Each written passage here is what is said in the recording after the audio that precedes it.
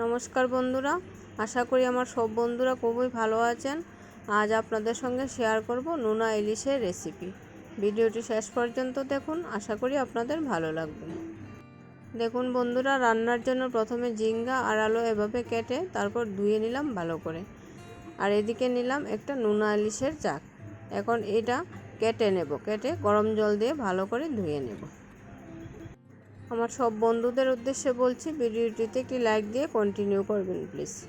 দেখুন বন্ধুরা, রান্নার জন্য মশলা করে নেব, লঙ্কা আর রসুন বেটে নেব।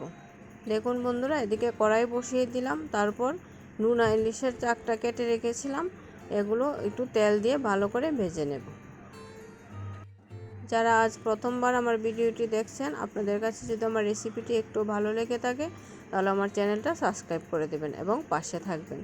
আর যারা পেজ থেকে আমার ভিডিওটি দেখছেন, আপনাদের কাছে যদি আমার রেসিপিটি ভালো লেগে থাকে তাহলে আমার পেজটা ফলো করে রাখবেন এবং পাশে থাকবেন।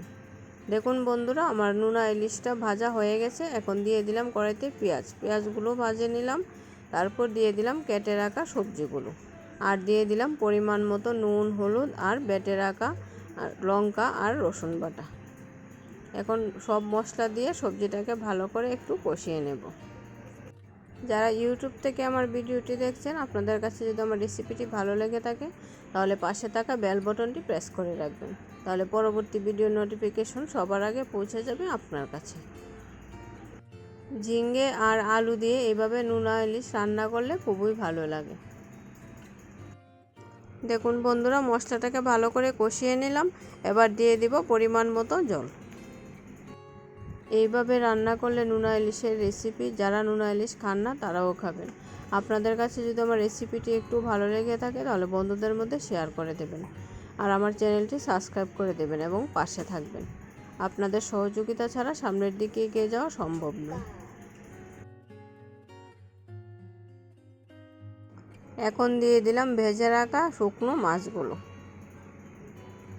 সবজিগুলো প্রায় সিদ্ধ হয়ে এসেছে, আর 5 মিনিট রান্না করে নেব, তাহলেই হয়ে যাবে। ভিডিওটিতে অবশ্যই একটি লাইক দেবেন।